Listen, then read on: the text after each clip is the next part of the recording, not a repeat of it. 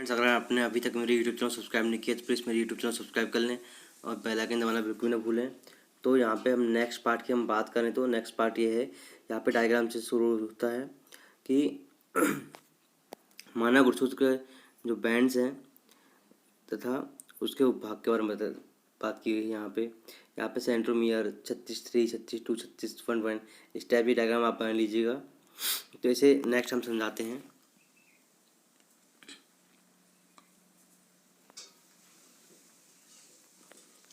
Karyotype description से हम यहाँ पे शुरुआत करते हैं। तो कैरियोटाइप लिखने में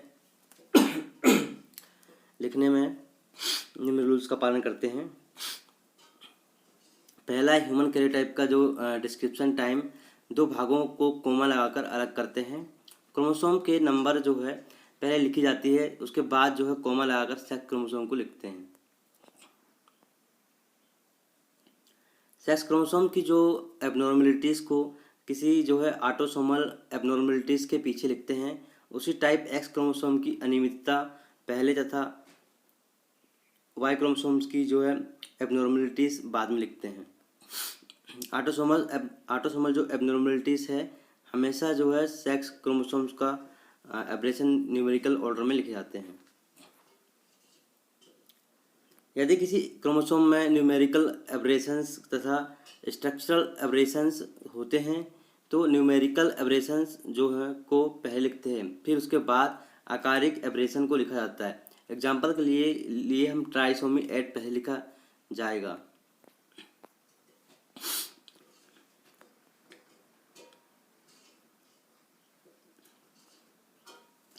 तथा क्रोमोसोम जो है 8 या 14 जिसमें ट्रांसक्रिप्शन वो ट्रांसलोकेशन हुआ है उसे बाद में लिखते हैं। और रिप्लेंट का यूज क्रोमोसोम में स्ट्रक्चरल एब्रेशन के लिए करते हैं। लघु कोष्ठक का यूज जो है उस क्रोमोसोम्स को पहचानने में किया जाता है जो कि स्पेसिफिक एब्रेशन से संबंधित है। यदि एब्रेशन में सेक्स क्रोमोसोम संबंधित है तो इसे सबसे पहले लिखा जाता है, अन्यथा ऑटोसोम्स की सबसे निम्न संख्या सबसे पहले लिखी जाती है। सेमीकोलन का यूज क्रोमोसोम्स के बीच होता है तथा ब्रेक पॉइंट को जो है पैरेंथेसिस के मध्य लिखते हैं। अलग अलग क्लोन्स तथा सेल लाइंस को तिरछी रेखा से विलग करते हैं और ब्रैकेट्स का यूज हम प्रत्येक सेल लाइन में सेल्स की संख्या बताने के लिए करते हैं। इसी प्रकार स्ट्रक्चरल एब्रेशंस के लिए भी सूक्ष्म रूपों एब्रेशंस का यूज होता है, जो कि इस प्रकार है। डिलेशन, रिंग क्रोमोसोम और इन्वर्सन। डुप्लीकेशन का आप देख सकते हैं और इंसरेशन का INC और ट्रांसलोकेशन को T से दर्शाते हैं। इसी प्रकार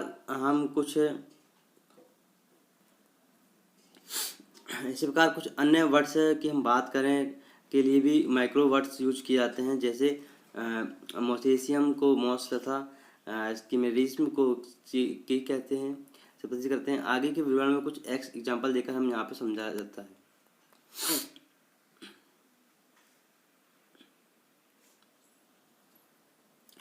तो यहाँ पे ISCN के द्वारा दिए गए निम्न लगभग सभी टाइप के सामान्य कैरियोटाइप तथा उसमें हुए स्ट्रक्चरल और न्यूमेरिकल एब्रेशंस को लिखने में सहायक होते हैं। यहाँ पर कुछ एग्जाम्पल देखकर उनको समझने का प्रयास किया गया है। कैरियोटाइप को लिखने के लिए 46XY लिखते हैं, जबकि मादा की कैरियोटाइप को 46XX लिखते हैं। इसमें क्रोमोसोम्स की संख्या के बाद कोमा उसके बाद सेक्स क्रोमोसोम लिखे जाते हैं। यदि कोई एबनॉर्मलिटीज है तो वे उसके बाद लिखी जाती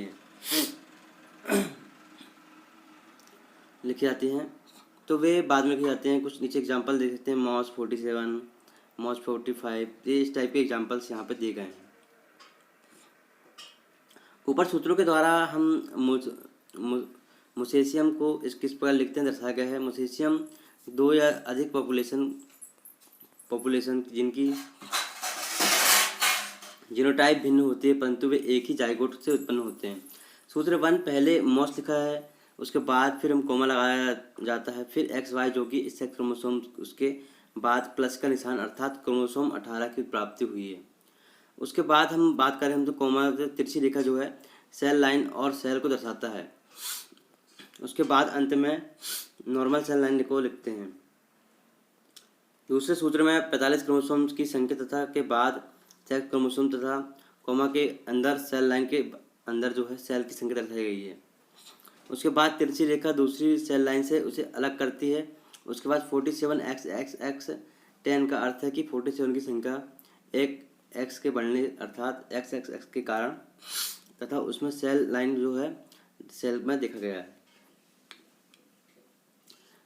कैमेरिज्म की हम बात करते हैं, यदि ह्यूमन में रचनात्मक जो है कीमेरिज्म जो होती है बहुत कम होती है, फिर भी जो होते हैं यहाँ पे अस्थि मज्जा जो है बोन मैरोस स्टेम सेल्स के जो ट्रांसप्लांट में यह तेजी देखी गई है।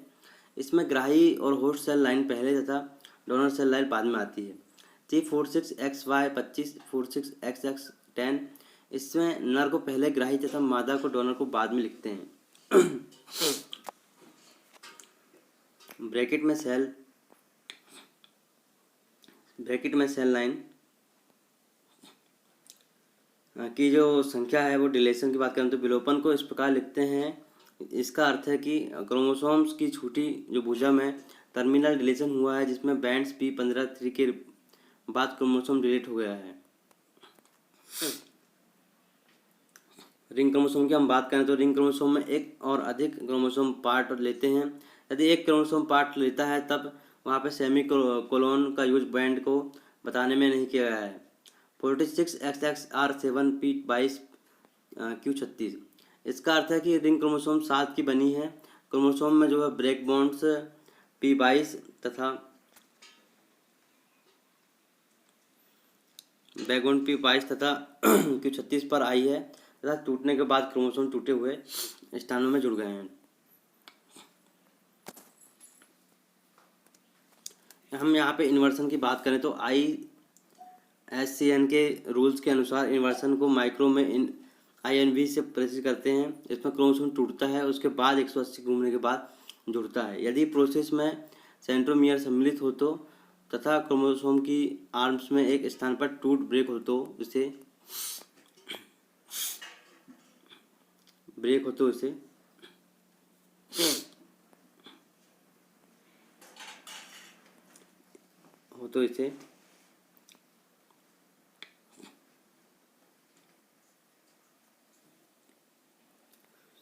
जो है पेरीसेंट्रिक इन्वर्सन कहते हैं।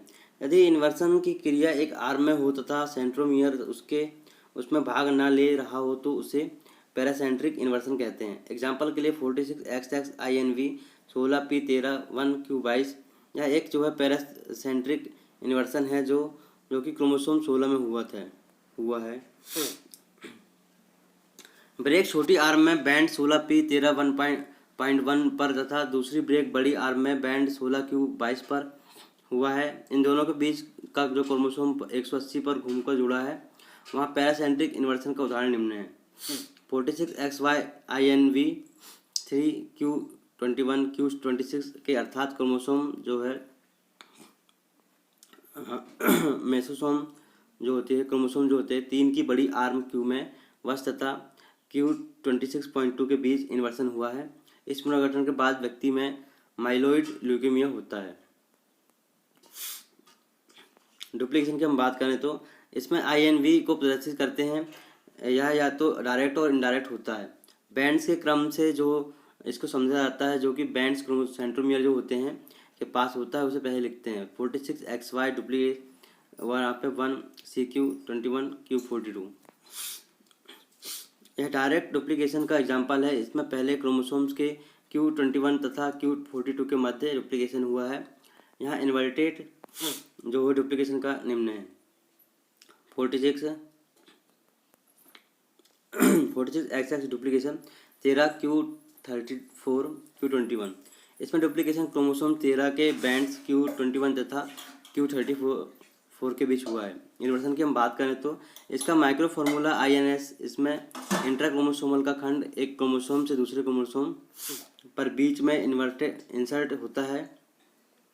ग्राही कोई अन्य क्रोमोसोम्स और उसी क्रोमोसोम्स का कोई दूसरा भाग होता है तथा उल्टे किए गए क्रोमोसोम्स के खंड का जो है ओरिएंटेशन या तो सीधा या इन्वर्टेड होता है। इन्वर्टेड इन्वर्सन में बैंड का क्रम सेंट्रोमियर के संदर्भ में उल्टा हो जाता है। 46XY INS 2Q13 P11 2P14 जो है ऊपर बताए गए फार्मूला में एक छोटी आर्म का खंड बैंड 2P11.2 तथा 2P14 के बीच का भाग लंबी आर्म 2Q13 में इंसर्ट हो गया है। यहाँ पे 46XY INS यहाँ पे P13.1 Q23 Q13 ऊपर बताए फार्मूला का अर्थ है कि क्रोमोसोम्स की लंबी आर्म के बैंड जो हैं 11Q13 तथा 11Q23 के बीच का खंड उलटकर छोटी आर्म के क्रोमोसोम 19 के बैंड 19P13.1 पर जाकर लगता है। 40XX INS 12Q13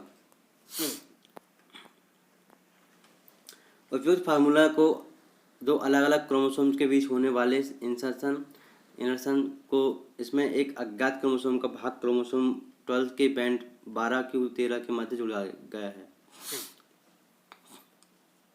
ट्रांसलोकेशन इसको लिखने के लिए टी का यूज किया जाता है। इस क्रिया में दो क्रोमोसोम्स के मध्य भाग अर्थात जेनेटिक पदार्थ का भाग होता है। 46XYT यहाँ पे 12/14 और Q13/Q32। इन ट्रांसलोकेशन में दो क्रोमोसोम भाग ले रहे हैं। क्रोमोसोम में जो ब्रेक बॉन्ड जो है 12Q13 तथा 14Q32 में हुए हैं। दोनों ब्रेक पॉइंट के नीचे के भाग पास में एक्सचेंज हो गए हैं, परंतु जेनेटिक पदार्थ का खास नुकसान नहीं हुआ है। और यहाँ पे देख सकते हैं आपकी 46XYT Q22/11 Q34/1 Q11.2 इस टाइप से है। तो उपरोक्त सूत्र में 3 क्रोमोसोम्स की भागीदारी है। ये 9, 22, 11, 13 इन क्रोमोसोम्स में ब्रेक जो है 9Q34.1, 22.Q11.2 तथा 11Q13 बैंड्स पर हुई है। जेनेटिक पदार्थ जो होते हैं वह 9Q34.1 के नीचे का है और क्रोमोसोम 22 के बैंड 22Q11.2 पर जाकर जुड़ गया है तथा क्रोमोसोम 22Q11.2 के नीचे का भाग क्रोमोसोम 11 के बैंड 11Q13 पर तथा 11Q13 के नीचे का भाग क्रोमोसोम्स 9 के बैंड 9Q34.1 पर जाकर लगा है, परंतु 9 के बैंड जो है जेनेटिक पदार्थ का खास नुकसान नहीं हुआ है। Numerical abnormalities probability.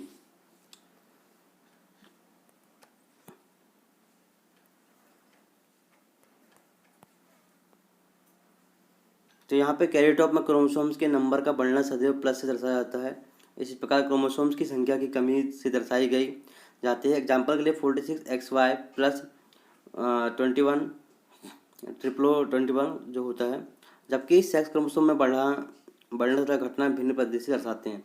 जैसे कि 45X टर्नर सिंड्रोम, 46XXY अर्थात लाइनेफिल्टर सिंड्रोम। यहाँ पर X प्लस माइनस का चिन्ह नहीं लगाया जाता। पॉलीप्लॉइडी की हम बात करें तो क्रोमोसोम्स की संख्या का संबंध होता है। हैप्लॉइड में एक सेट जो होते हैं 23X और 23Y। डिप्लॉइड दो सेट के समान अवस्था है 46XX या 46XY। ट्रिप्लॉइड में 3 सेट होते हैं और तथा टेट्राप्लॉइड में यहाँ पे हम देख सकते हैं कि यहाँ पे 92XXY जैसी फेसेस होती हैं, जिनको N24, 30 तथा 4N कहते हैं। के अनुसार जब इसमें संरचनात्मक जो संख्यात्मक परिवर्तन होते हैं तब इनको इस प्रकार लिखते हैं 25X + 4 + 10। इसका अर्थ है इसमें 25 ऑटोसोम्स तथा एक X क्रोमोसोम है। ऑटोसोम की संख्या क्रोमोसोम नंबर 4 तथा 10 के अधिक बड़ी है। 70XY + 13 अर्थात कैरियोटाइप जो है ट्रिप्लॉइड सेट है, इसमें क्रोमोसोम्स नंबर 13 अधिक है। 94XXX -2 -5 + 8 + 21 + 2। यह सूत्र टेट्राप्लॉइड के पास है, परंतु इसमें क्रोमोसोम्स 2 का तथा 5 की 3 तथा क्रोमोसोम 8 तथा 21 की 5 कॉपी हैं, जबकि अन्य क्रोमोसोम्स की 4 कॉपी हैं। इस टाइप ISCN ने ह्यूमन क्रोमोसोम्स का वर्णन करने तथा उनमें होने वाले आकारिक परिवर्तनों और उनकी कोशिका आनुवंशिकी तथा लिखने के नियम योजनाबद्ध किए हैं, जिससे विश्व भर में होने वाले स्टडी को समझा सके तथा उसमें किसी टाइप की उलझन नहीं होती है। कंक्लूजन की हम बात करें तो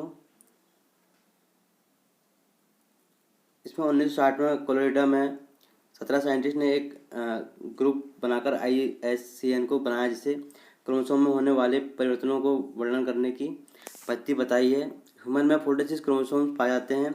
इन क्रोमोसोम्स की विस्तृत संरचना को समझने के लिए इसे कई प्रकार से अभिव्यंजित करते हैं। इससे क्रोमोसोम्स का बैंड स्पष्ट हो जाते हैं और इनको वर्णन करने में इस प्रकार की पद्धति एग्जाम्पल के लिए क्रोमोसोम 7 में छोटी भुजा के P के ऊपर की तथा Q बड़ी भुजा नीचे की ओर होती है। इसे 7P1 तथा 7P2 तथा बड़ी भुजा को 71 और 7Q2 तथा 7Q3 में बांटते हैं।